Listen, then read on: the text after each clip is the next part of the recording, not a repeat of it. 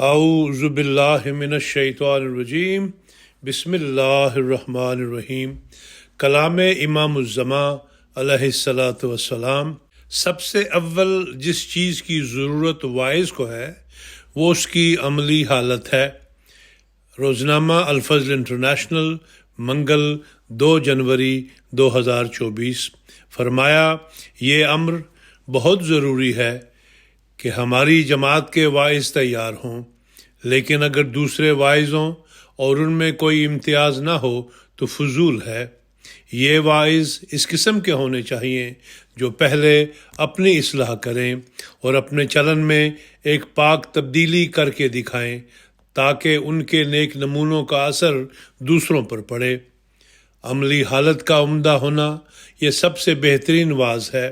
سب سے اول جس چیز کی ضرورت واعظ کو ہے وہ اس کی عملی حالت ہے۔ دوسری بات جو ان واعظوں کے لیے ضروری ہے وہ یہ ہے کہ ان کو صحیح علم اور واقفیت ہمارے عقائد اور مسائل کی ہو۔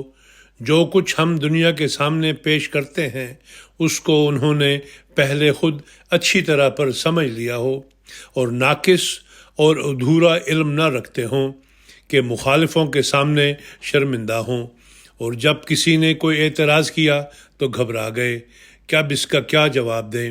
غرض علم صحیح ہونا ضروری ہے۔ اور تیسری بات یہ ہے کہ ایسی قوت اور شجاعت پیدا ہو کہ حق کے طالبوں کے واسطے ان میں زبان اور دل ہو، یعنی پوری دلیری اور شجاعت کے ساتھ بغیر کسی قسم کے خوف و ہراس کے اظہار حق کے لیے بول سکیں، اور حق گوئی کے لیے ان کے دل پر کسی دولت مند کا تمول یا بہادر کی شجاعت یا حاکم کی حکومت کوئی اثر پیدا نہ کر سکے۔